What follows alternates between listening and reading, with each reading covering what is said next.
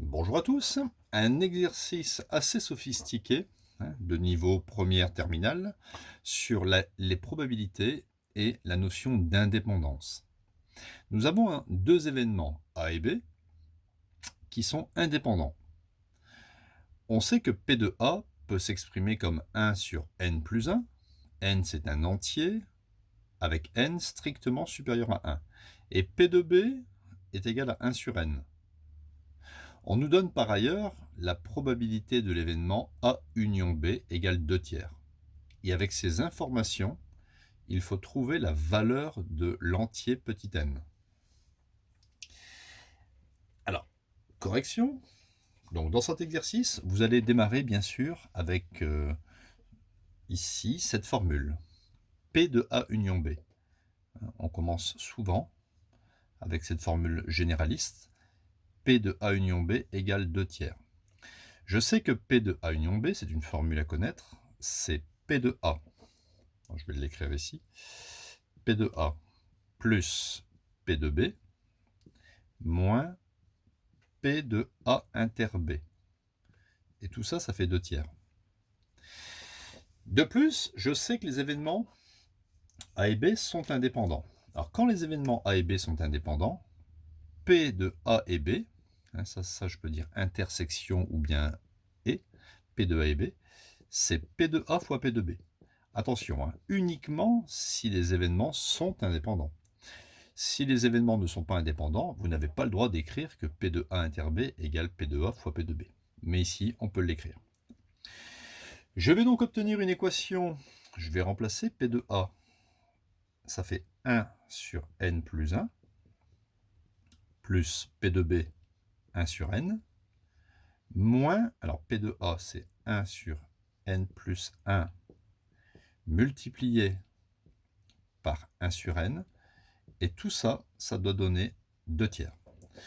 Alors pour résoudre cette équation, je vais mettre l'intégralité de cette équation au même dénominateur.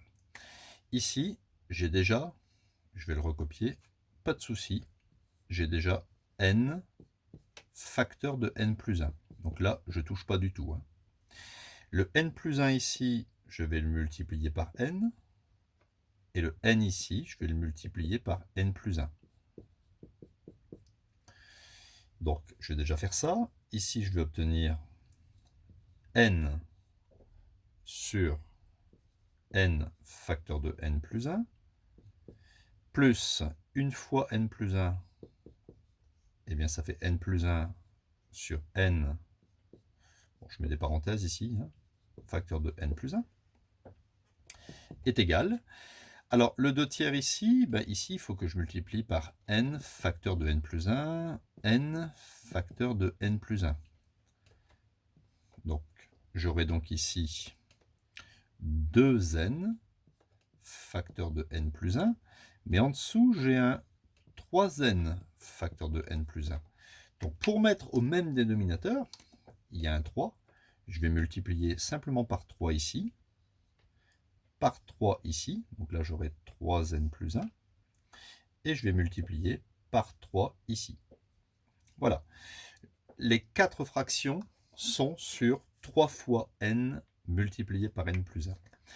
Je sais que j'ai le droit de réécrire l'équation sans mettre les dénominateurs. Donc c'est ce que je veux faire maintenant.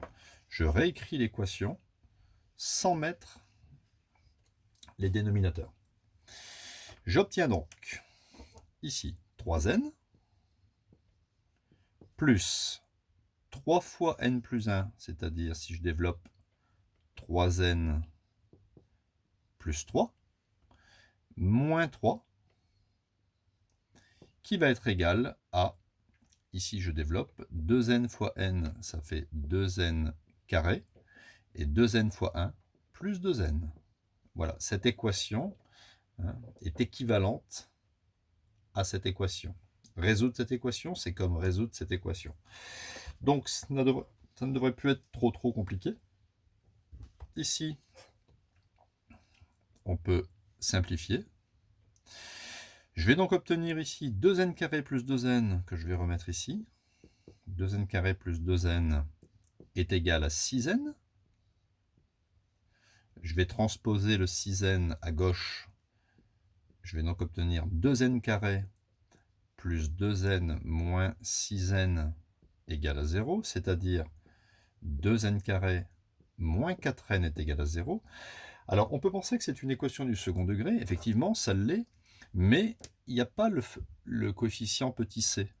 Donc, on ne va pas s'amuser à faire le delta, c'est un petit peu trop long. On va juste factoriser par n. Regardez bien, ça va être facile. n, facteur de... Qu'est-ce que je dois mettre ici? Forcément 2n, parce que n fois 2n, ça fait 2n carré. Et moins 4. Parce que n fois moins 4, ça fait moins 4n. Et là, j'obtiens une équation produit nul. Équation produit nul, avec deux facteurs.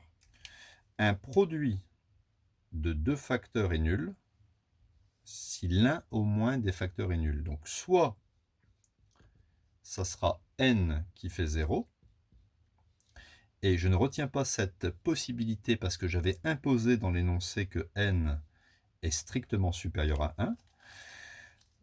Deuxième possibilité, soit 2n moins 4 est égal à 0, soit 2n est égal à plus 4 quand on transpose, n est égal à 4 sur 2, ce qui fait 2.